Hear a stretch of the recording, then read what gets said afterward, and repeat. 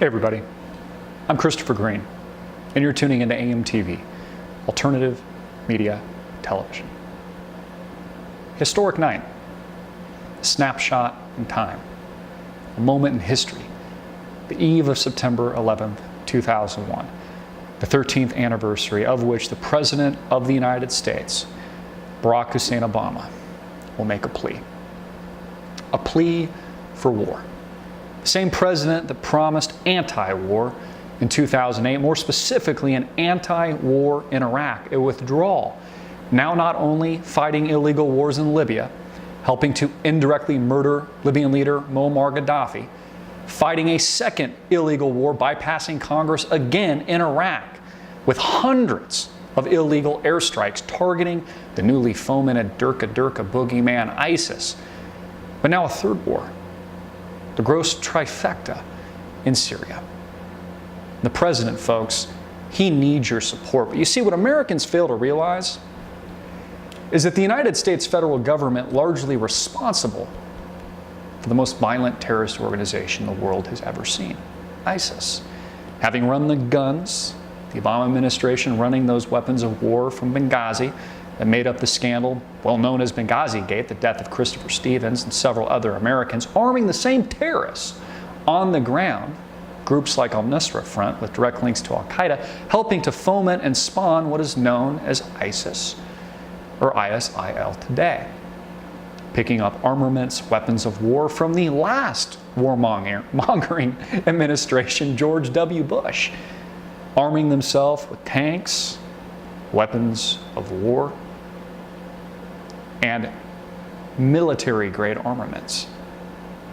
Now threatening not just the entire Middle East with this Islamic extremism, this caliphate that makes up Iraq and Syria today, but also threatening us here at home in the United States of America.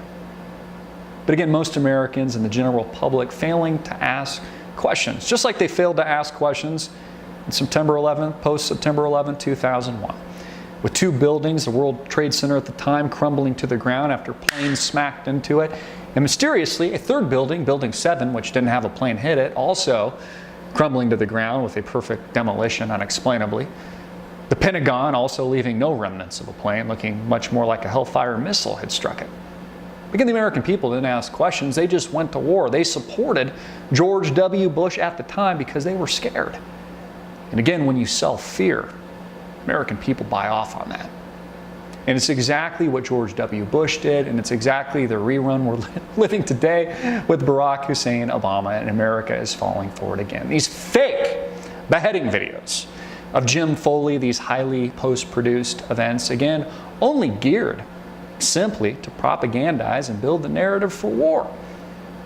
They've proven very effective, with recent polls actually showing that the American people support an attack of ISIS. The new boogeyman, the new Durka terrorist that the president just said a couple months ago was the JV team. You see, I think Barack Hussein Obama underestimated ISIS, their ability to coordinate. The two generals that used to work under the government of Saddam Hussein, now at the head of ISIS, well-educated, well-organized army, well-funded.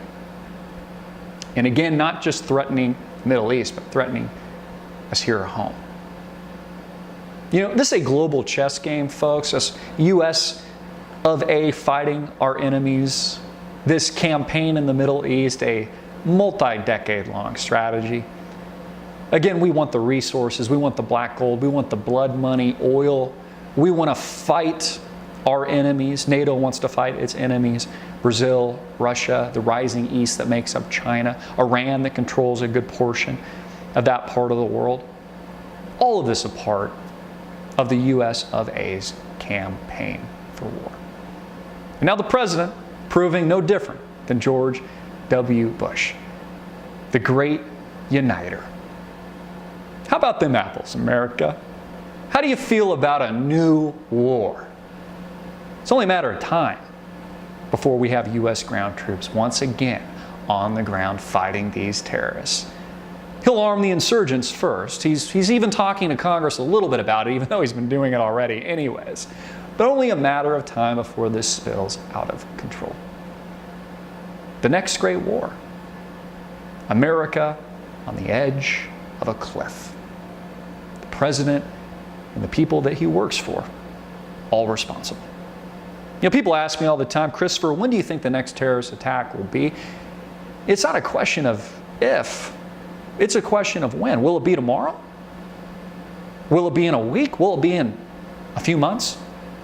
And I fear the second round won't be a couple buildings crashing in New York City. It'll be more like a dozen or so movie theaters, grocery stores, schools in your city, town, or state.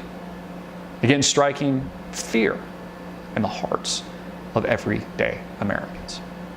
When the fear alert is high, and again, there's a reason that the president is making this plea for war on the eve of September 11, 2014, the 13th anniversary of the terrorist attacks. Again, not a coincidence, folks. There's a reason for it. All of this a fear campaign. All of this a part of a much larger, intricate agenda. An agenda for war. Gross instability created by your government. These terrorist organizations, a very real threat, catalyzed by the same people now urging you to the battlefield. Will America buy off on this again? Will we repeat the same mistakes of the era that made up George W. Bush's campaign in this part of the world? Will we fall for it again? I'm Christopher Green.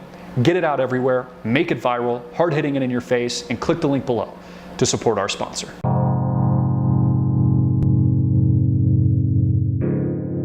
Check out our sponsor, JM Bullion, right now, the most trusted dealer in precious metals, offering a wide selection of products, including silver and gold coins from all of the government mints. Free shipping for AMTV subscribers.